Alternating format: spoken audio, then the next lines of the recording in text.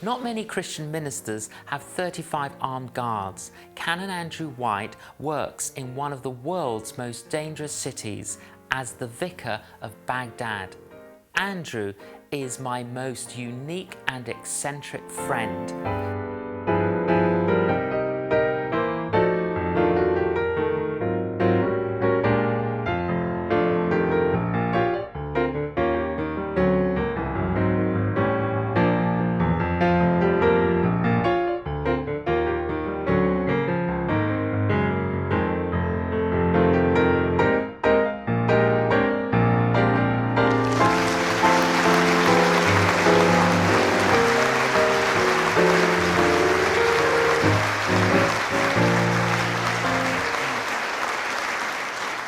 Cannons to the left of me, cannons to the right of me. Absolutely. Little cannon here, Big cannon big here. cannon there. Let's start at the beginning, Andrew. Where were you born? I was born in the East End of London. I'm a Cockney. So why do you speak like you do now? I don't know. I didn't live there all my life. No. Just at the very beginning and a little while. So is that a natural suntan you've got? No. So what's your origins? My origin is my father is Anglo-Indian, my mother is English. And my little boy, Josiah, when he had to put his ethnic identity down at school recently, he wrote Indian. Did he? Well, it's nice. Very nice. Where did you grow up? Mainly in Kent, in what my younger son called the dilapidated wasteland. Growing up, what were your aspirations for the future? What was it that you wanted to do? Oh, I can tell you, because when I was at 10 at school, our teacher said to us, "What do you want to do when you grow up?" And I said to her, "I want to do two things. You know, most people want to read Dandy and Beano." I said, "I want to be an anaesthetist and a priest." And she said, "You can only do one thing, and you can't be a priest because you're Pentecostal and they don't have priests." So I did two things. So, first of all, you became I worked in anaesthetic. And that was at St Thomas's Hospital in London. I was the gas man with drugs. Yes. Before I was the gas man with sermons. So how did you switch from anaesthetics to the church?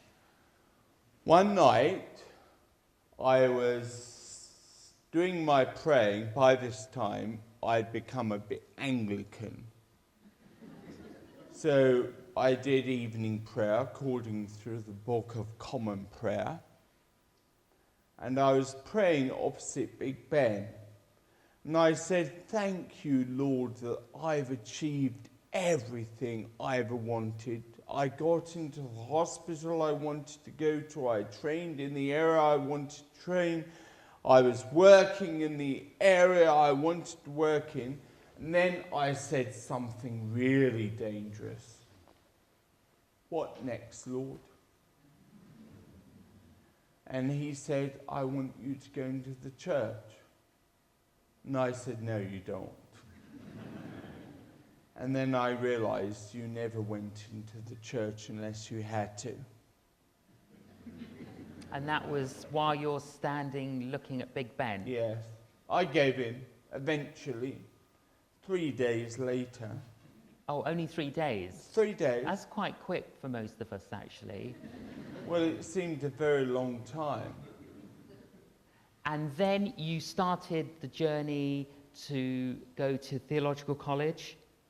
That's where I met you. First time in Cambridge? In Cambridge. Very good place. You found a wife. I did. I found you as my best friend. Well, there you are, eh? Yeah. So, Cambridge, you went and studied theology And Judaism. and Judaism, but you also studied at Cambridge, but you then went and studied at the Hebrew University In Jerusalem. Why did you go there? Because my real interest was not in Christianity, but Judaism. And what created this curiosity? I'd always had an interest in Judaism, and the lecturers at Cambridge in Judaism were far more interesting than the lecturers in Christianity. Far more. So you studied with the rabbis? I went to the Hebrew University. They were a bit liberal and Yes. woolly. And then I went to an ultra-Orthodox yeshiva. Didn't we go there dancing once? We danced there. These We were the loved guys it. with the big ringlets and the big furry hats. It was great. We were segregated. The women were outside. No problems there. No, we had fun though. It was good. Yeah. So now, you've been involved in reconciliation, Andrew, for years. How did that begin? It began, according to the Jewish press in London, when there was a holy war in Cambridge Between who? between the Christians trying to convert the Jews and the Jews who didn't want to be converted. And I was the only Christian who went to the synagogue every week. So they came to me and said, "We need you to help us." So I did. And what did you do? We formed a society called Cambridge University Jews and Christians, QJAC. Yes. And we got the Jews and Christians together and started hearing each other's story. And that was the very beginning. Of you beginning to think about reconciliation. But you left theological college and Went to be a curate in Battersea. Went to be a vicar in Clapham. And then one day, my bishop phoned me and said, "I want to send you to Coventry." And he meant it literally. He meant it literally. I said, "Why me?"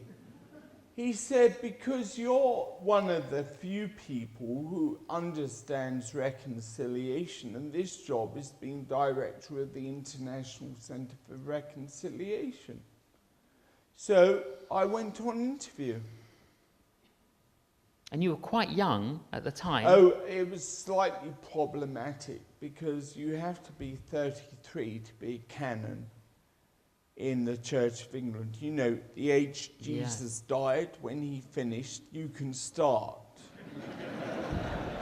So I went for my interview at 32 and had to wait until I was 33 before I could start. Because you weren't quite mature enough. You Not needed a little bit quite more. mature enough. Now, what did that role, what did you have to do? What were you responsible for? I was responsible for dealing with reconciliation issues around the world. We had this community called the Community of the Cross of Nails. And so much of Coventry's reconciliation role had been looking back to what happened on the 14th of November 1940, when the old cathedral was bombed, Yes. when they wrote those two words, "Father, forgive," on the walls, when the cross of nails was formed. And I went there and I said, we have to deal with one of the biggest issues of reconciliation in the world today, which is how we relate to the Middle East and the Islamic world. So I was working in Israel and Palestine already, but I thought I need to go to Iraq.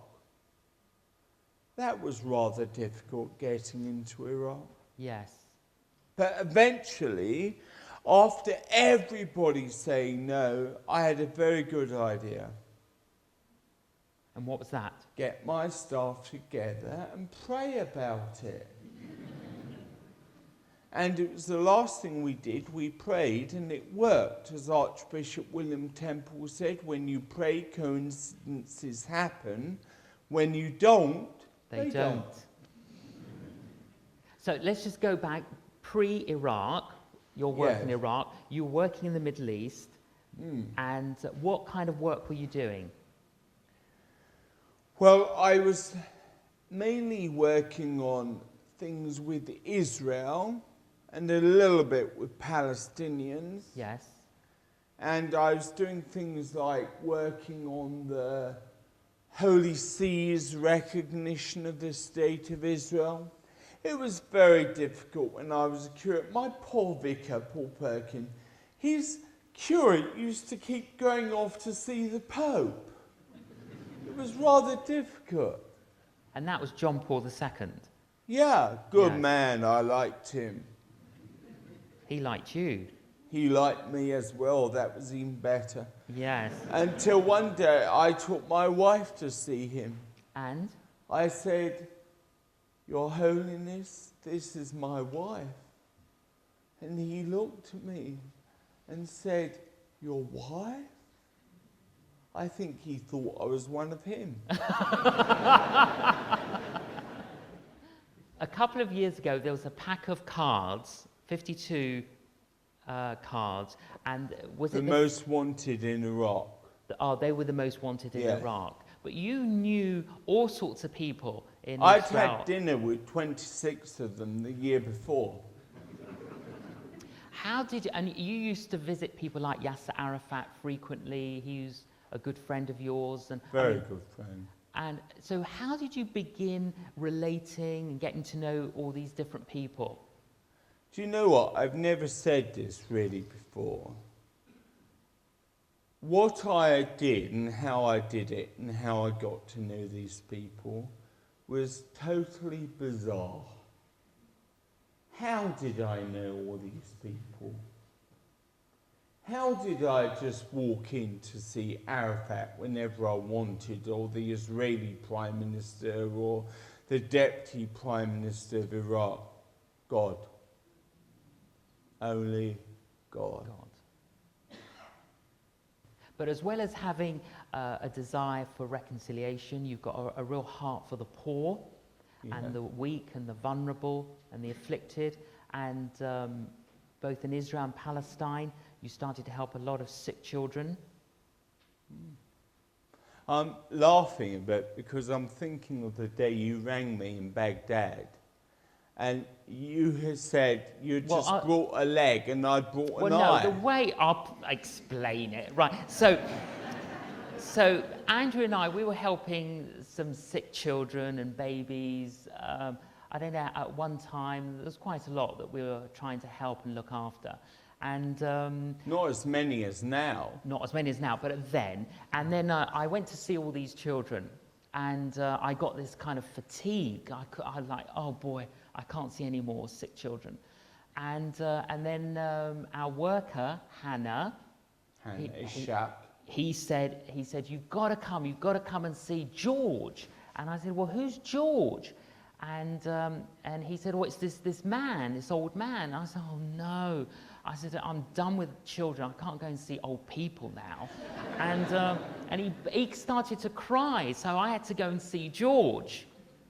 And George was blind, and he had no legs, and he only had one artificial leg. So I said to George, why have you only got one artificial leg? He goes, because I can't afford another leg.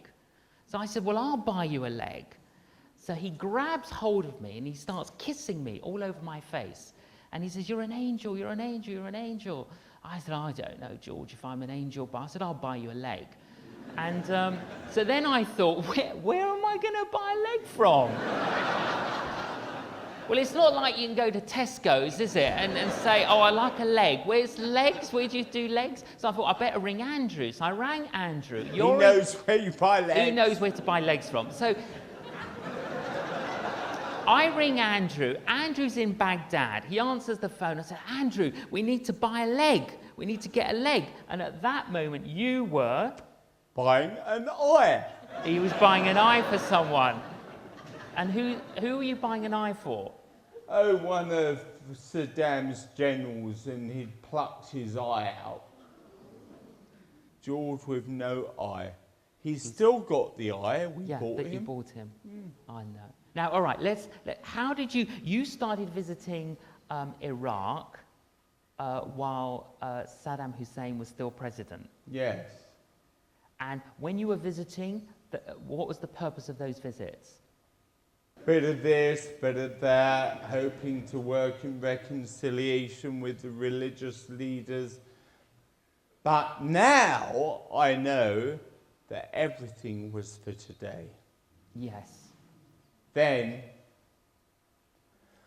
I went over to see the Protestant Pope one day with all these Iraqi religious leaders. I didn't know what to do because I'd taken some religious leaders to Iraq. And Tariq Aziz, the Deputy Prime Minister, everybody was deputy because there's only one real man. And Tariq Aziz said to me, will you take our religious leaders to England and America? I said, England I can cope with, no problem. I'll get the Archbishop of Canterbury to invite them. America, I don't have the links. So Tariq Aziz said to me, no problem. Ask Billy Graham. So I did. He said yes. He's the Protestant Pope. Yeah. And he sponsored the American visit. Yeah. And the Archbishop of Canterbury sponsored the very visit good. here. So then you eventually, how did you end up going and becoming the Vicar of Baghdad? Well, after that little war in 2003, I was in Iraq most of the time. And at that stage, I was really a canon at the place where you're a canon. Yes. Coventry Cathedral. And they were getting a little bit annoyed with me not being there much at all. I was the only residentiary canon in the country who was not supposed to be there, but I was never there.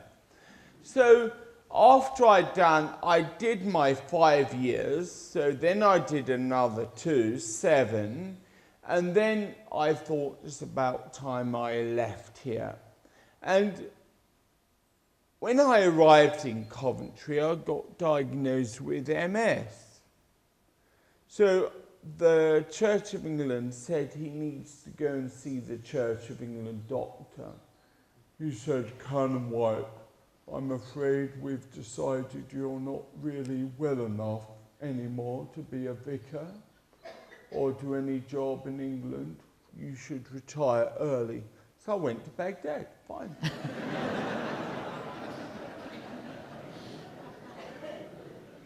So you became the Vicar of St. George's in Baghdad. Well, I was already the Anglican chaplain to Iraq. There is no such person as the Vicar of St. George's, Baghdad. To this day, there is not. That title really became something the media created. And they did a television documentary called The Vicar of Baghdad, and suddenly I found myself called the Vicar of Baghdad, and I saw my publisher had even renamed one of my books The Vicar of Baghdad. So now you're known as the Vicar of Baghdad. Tell us about your church, Andrew. My church is the most wonderful church in the world. I can't describe what it's like. When I first started at the church, it only had one kind of resident, pigeons. So we reopened the church, and it was very interesting. That first Sunday, the speakers there, the people who read the lessons, there was General Cross.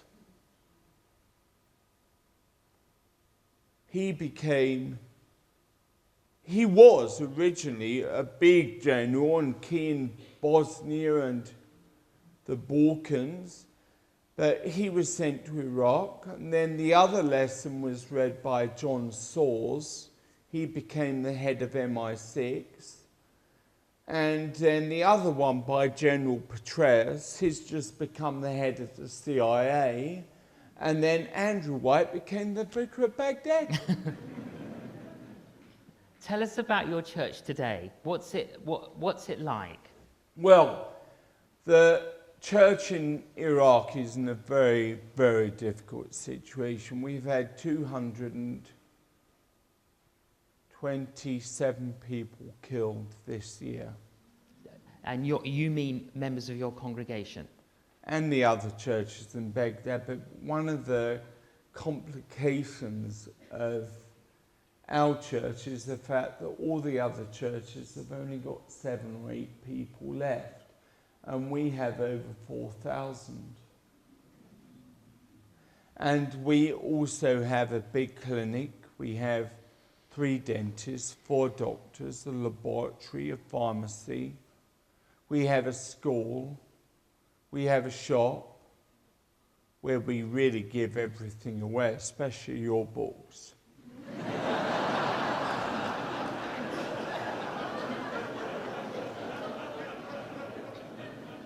And the medical care that you offer is all free?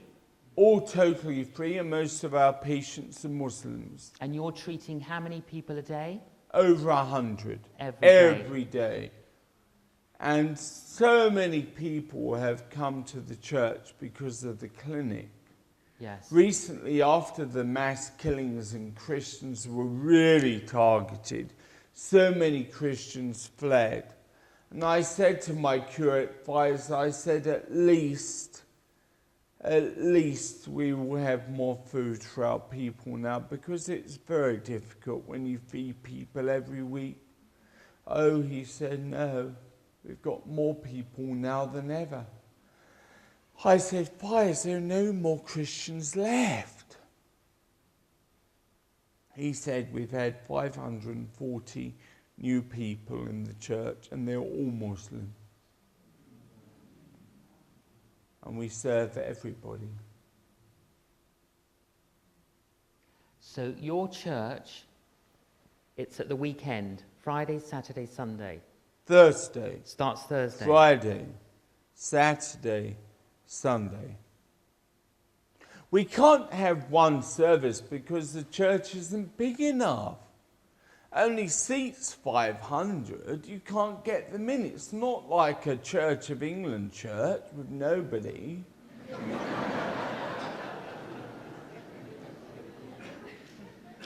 And during the week, Yes. what do you do during the week? During the week, in the morning, I go to the clinic, see all of our staff. Then in the mornings, I tend to do the more diplomatic kind of work with the embassies, the British and the American. They tend to work in the morning. In the afternoons, I work with our people and see all our children when they come back from school. Some of them live in the compound. And then at night, the Iraqis wake up. And we deal with all the religious leaders at night. At night. Mm. It's a pretty full week. You never had a dull day. And within all that you do, Andrew, you obviously see the hand of God. And who was it that asked you for some meat? Who was that? Oh, that was Ayatollah Hussein al-Sadr, the grand Ayatollah. I went to him one day. He said, Abuna, I need some meat. I said, how much meat do you need?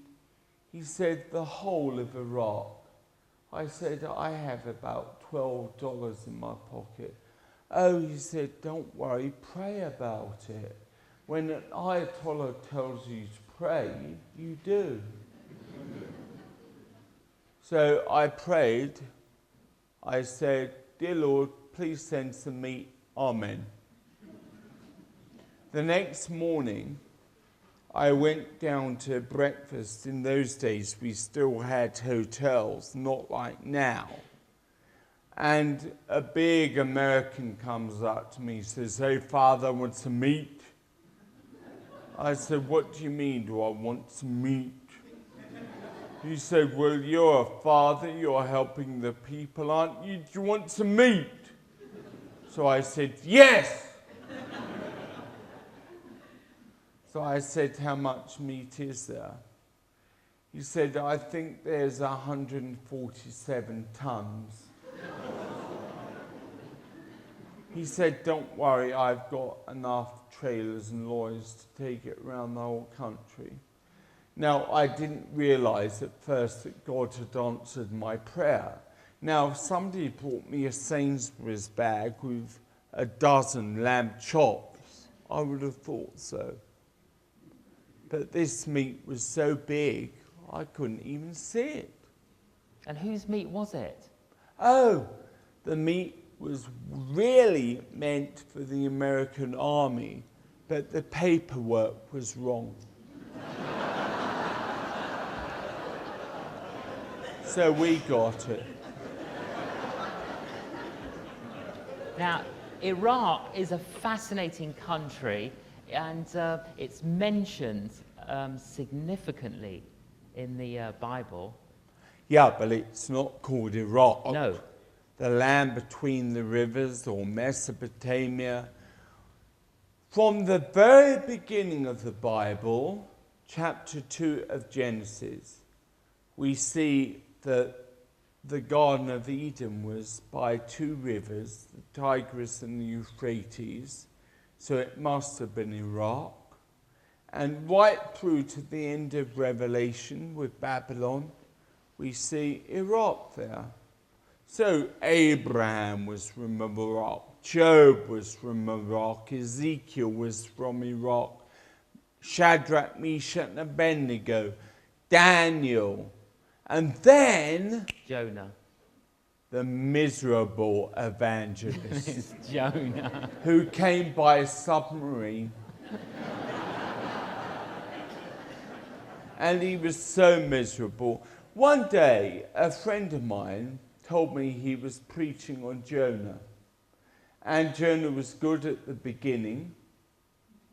No, bad at the beginning, moderate in the middle, and bad and good at the end. I said to him, his name is J.John, I said, Jonah was never happy. The last thing Jonah says in his book is, "I want to die." Why? Because his air conditioning had broken. I know. He was under the tree, wasn't he? Yeah. I know. But then the people of Nineveh, they were a bit bad after 100 years, but Nahum sorted them out.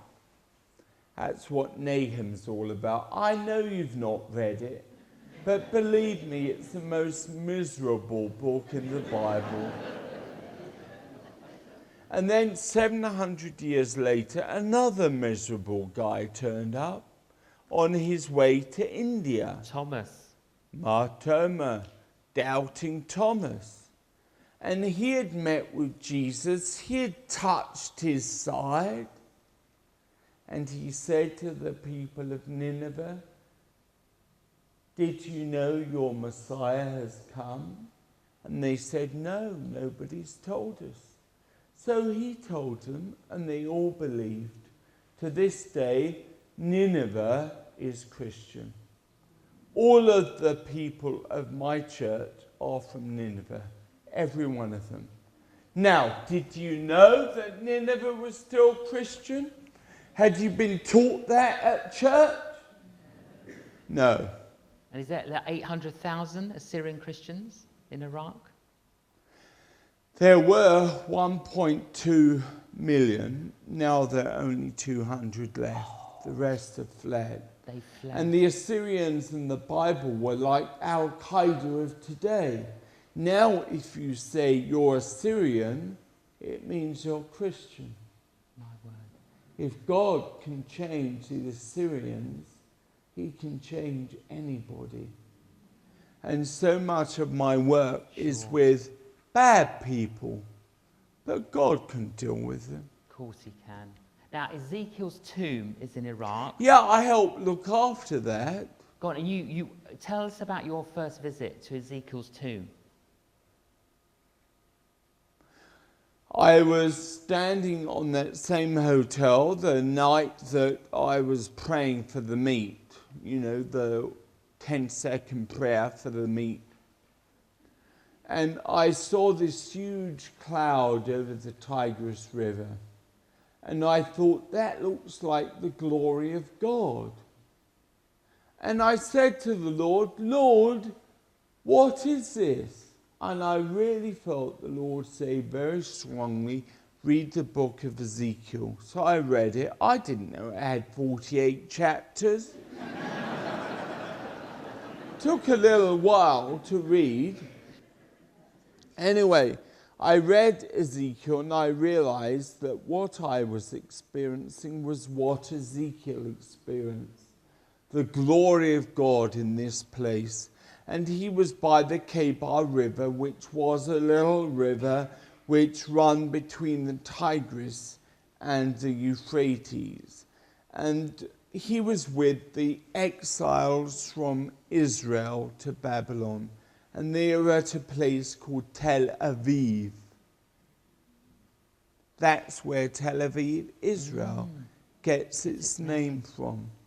A place in Iraq. So I said to my Christian staff, I said, where's Ezekiel buried? And they said, we don't know. So in the end, after getting nowhere, I looked it up on Google. What, you found it on Google Earth? And it said he was buried in a place called El Kifl, which was between Babylon and Najaf. And so I said to my staff, tomorrow we're having our only ever day off. We're going to see Ezekiel's tomb. And we started driving south and we got a bit lost. And I asked the man, how far is it to Ezekiel's tomb? And he looked at my feet. He opened the car door. He didn't say, wow, you've got size 16 feet. He said, you can't go. I said, why? He said, your shoes are on. He said, you remember Neba Musa, the prophet Moses? When he met with God, he took his shoes off. So I took my shoes off. I got caught in a terrible traffic jam. It was all donkeys. We eventually got there and I realized I was in one of the most incredible places that I'd ever been. We were so aware of the presence of the glory of God. Tangibly. Tangibly. When we go there now, and I do go there quite often, we see angels. Lots. Lots. And there are pictures, some of the angelic pictures, in this Faith Under Fire book. And even there are only two places I see these angels. At our church and Ezekiel's tomb. So we drove back after a while. What does angels? How many? Loads. Yeah, quite a lot. Are they big? Yeah, bigger than me, some of them. Do they talk to you? No. And whenever we try and take pictures of the angels, I used to try and take pictures, we see them as angels, but they never come out as angels. They always come out as balls of light. In this book, there's one which looks as big as the moon, And that has come out, but it didn't look like a moon, it looked like an angel. And Dawood, who always takes the pictures for my books, I said to Dawood, I need you to take good pictures today, they've got to go in the book. And he said, Daddy, I can't because the angels are everywhere. I said, well, tell them to go away. So I said to the angels, just leave us for 1 minute, please. Did they? No. When you left Ezekiel's tomb on that first visit, Yes. you're driving back and your car broke down. Yeah, boop, boop, boop, boop. I said to our driver, did you get this petrol from the black market or the real market? He said, from the black market, of course. I said, it's no good. Next minute, a huge bomb goes off in front of us. I thought, oh dear, it's really a bad hair day.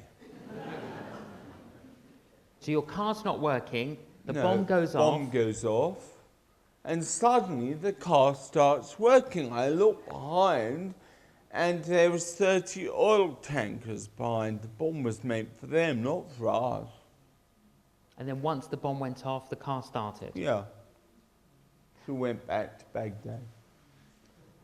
Do you see the protection of the Lord frequently? Oh, most days. Yeah. Have you been in situations where you've been concerned about your well-being and the well-being of your colleagues? Well, you know, I've been held at gunpoint, we've been blown up, I've had knives pulled out at me, I've been stuck in a room. I was kidnapped once, put in a room with chopped off toes and fingers. I did get a little worried about my fingers then. But So how did you get out of the... oh, I put my hands in my jacket pocket and found a lot of money in there. So I gave it to them and they let me out. It must cost a lot to run the work that you do, the clinics and all your reconciliation work. I used to have the cheapest church to run in the world. It cost $600 a year. Now it costs $177,000 a month. And that's not for our reconciliation work, that's just church and relief and clinic and school. And every single month, I don't know where the money's coming from, we've got no reserves. Do you know what? Every month we have enough money, but God always leaves it till the last. I say to him, Lord, couldn't we have it a bit earlier? No, it doesn't work like that. As you look back, Andrew, over these years of in the work that God has called you to do, have you been discouraged at times? I've been very sad when our loved ones have been killed. I've been sad when, to be honest with you, when people aren't killed, it's sometimes even worse. Just 3 months ago, my chief of security, who is a Christian army colonel, had his legs blown off. Yeah. And that is really sad. Cool. I can't pretend that there aren't days when I cry, because there are. But despite all of this, our church is the happiest church I've ever known. Really happy. And in Nehemiah, when Nehemiah comes back to rebuild the walls of Jerusalem, he says, the joy of the Lord is my strength. He doesn't say that's my joy, it's the Lord's joy. But God's joy is our strength. They told me tonight that I must not sing. Who said? My staff. Did they? I wanted to mention the fact that in our church in Iraq, we can only sing 2 songs in English. First one, Father Abraham. Yes. Father Abraham had many sons had Father Abraham. You are one of them, so am I. So let's all praise the Lord. Left arm, right arm, etc., etc. But the other song we sing, the one other song we sing in English, we can all sing it. I've got the joy, joy, joy, joy. Where? Down in my heart. Where? My heart. I've got the joy, joy, joy, joy. Where? Down in my heart to stay. And I am so happy, so very happy. I've got the love of Jesus in my heart. And I'm so happy, so very happy. I've got the love of Jesus in my heart. Do they sing it the way we sang it? Yes. What are your aspirations for the future, Andrew?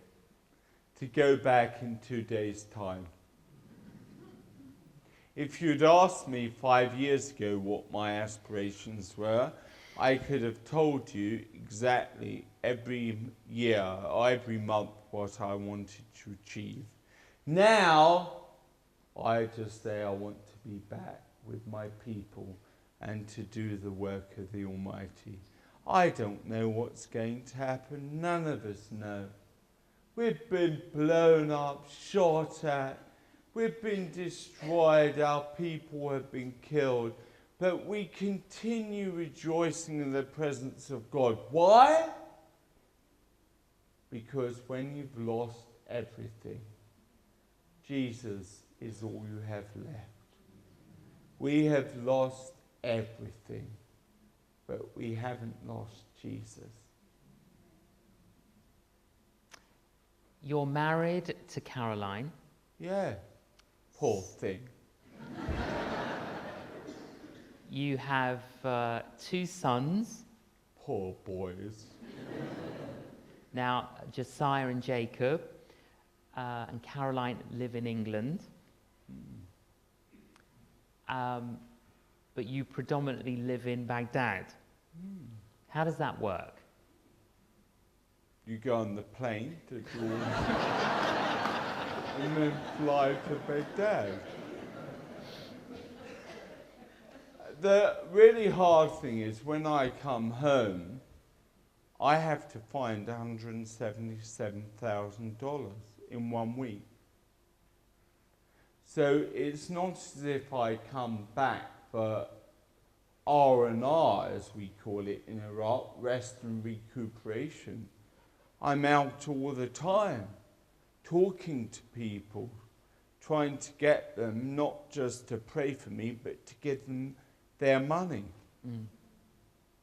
And they do. How's your health? Great. Wonderful. You're a very positive person. Yes. Have you always been positive, optimistic? I think so, yes.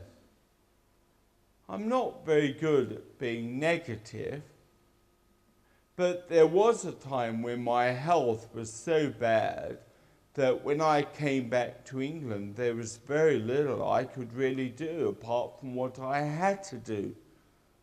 Going and preaching and teaching and raising money. And I was so ill, but now I'm so well. So does the Church of England doctor know that you're the Vicar of Baghdad? Got no idea. You should send him one of your books. So it's a good job you didn't take his advice to retire. Yeah, if I had retired, that would have been the end. But the thing is that whenever God calls you to do something, he always enables you to do it. Daniel was called to Babylon as well. He was sent in exile to Iraq. Not a very good situation. He didn't wake up as a boy and think, oh, one day I'm going to be in exile in Babylon and I am going to interpret the king's dreams. God gave him the gift of interpreting dreams. Yeah. God gave him all that he needed. And likewise, God has given me everything I need. Well, I always say that, you know, God owns the cattle on 1,000 hills and we only need a little milk jug.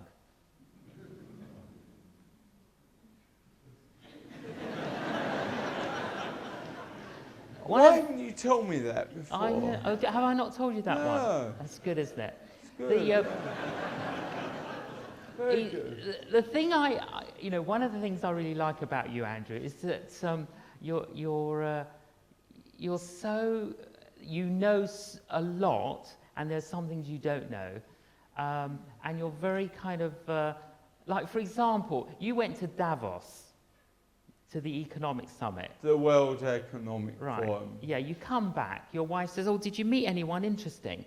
And you said, oh, I don't know, no. I said to her, no, you said you met Bruno. They were really interesting, you met Bruno. but they're ordinary people as well. I said I had lunch. With Bruno. With somebody Bruno, a pop today star. who's just a singer. She said, what was his name? I said, Bruno, I think. And Or it was Bono. And he turns round to Bono and says, what do you do? And he says, I sing. He says, oh, can you make a living out of that? And then you had dinner with Bill Clinton and other people. The Lord has put you in positions where you can influence all sorts of people. Yes. And you do. It was quite funny this evening when David Suchet came. And I had to admit, I'd never heard of David Suchet. And that's because you don't watch television. No, I'd never heard of him. But I did know that the name Suchet mainly came from Shochet or Shechegta from Litvaks, Lithuanian Jews. So I was saying all the way back from Wales today to my staff, I was saying, I wonder if he's related to Shochet or Shochekta. And that was the first thing I asked him. And he said yes. And the next thing I said to him was about the Suchet retractor for doing hysterectomies. And that was his grandfather. And that was his grandfather. Yes, it's amazing. What would you... do you see yourself continuing what you're currently doing? I mean, basically, during the week, you're involved in all sorts of reconciliation, politics, hostage negotiation, and then you run the church Thursday to Sunday. Do you see yourself continuing? I can't leave it unless God tells me to. I have absolutely no desire to leave there. They are the most wonderful people. You know, when I'm there, I miss Caroline and my boys. When I'm here, I miss my people in Iraq. And it's difficult for people here to comprehend how a person can love them so much. And I really love them like my family. With all the things that you see, Andrew, and the things that you experience, do you ever doubt God? Never. I don't know how to doubt God. I've never doubted God, and I've never been converted. Could you clarify that second statement? Yeah, I've never been converted. I've always loved Jesus. When I was a baby, the earliest thing I remember is my parents teaching me to love Jesus. I've never stopped. I used to try and cut a heart out to give to Jesus, but I couldn't cut a heart. I was no good at it, so I didn't. What would you say, Andrew, to those of us that sometimes despair a little, and sometimes we do have anxious thoughts or doubts or get discouraged? You mean like at Vicar Factory? Or whatever. Everybody doubted there apart from me. What would you say to any of us listening now? What would you say as a pastor priest? What would you say to us from your experience of God to encourage us in our own journey? I would say, I'm happy, so very happy. I've got the joy of Jesus in my heart. And that is all I can say, is for me, Jesus is always with me. Jesus can be our closest friend. Jesus is the one who loves us.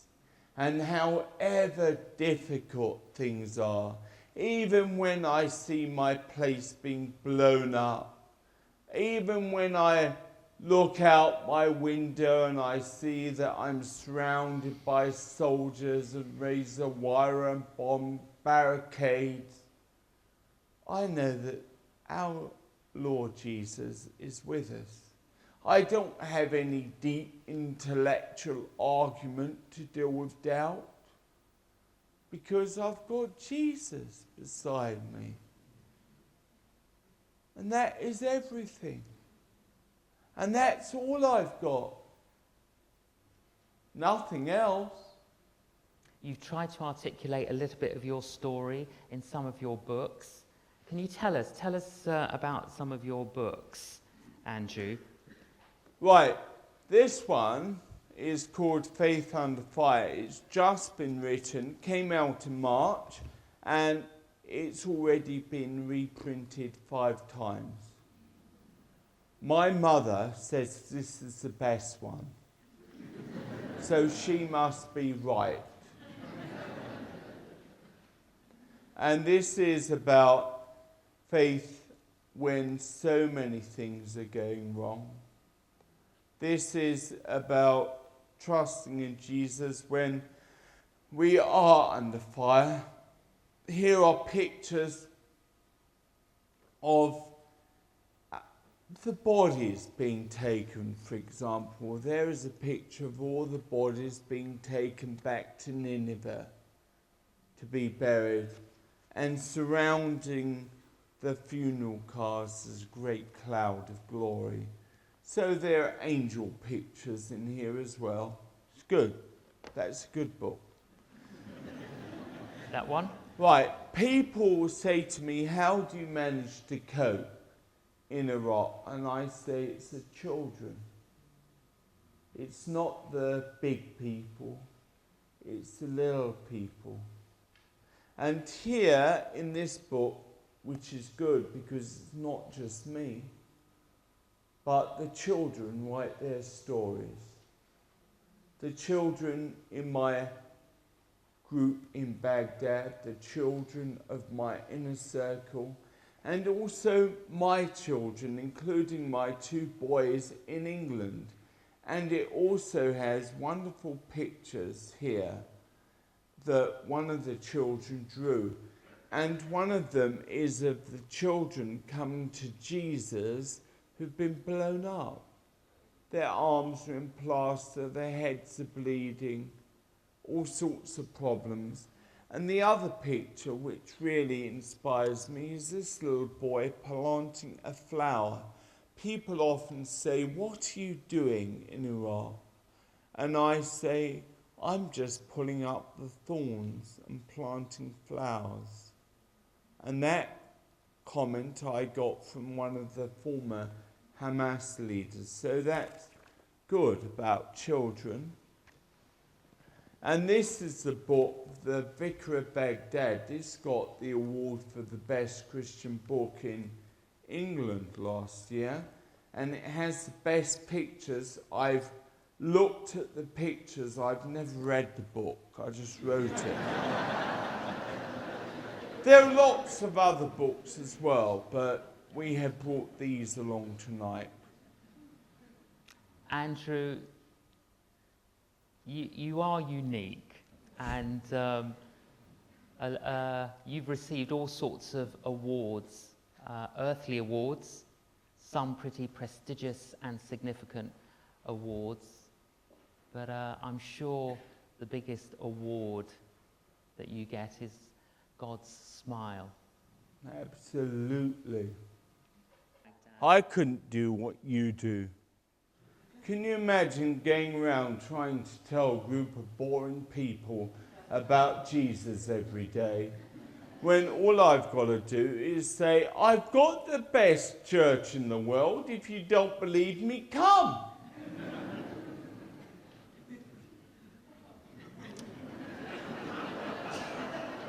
Well, you stick to what you're doing, and I'll stick to what I'm doing. Good.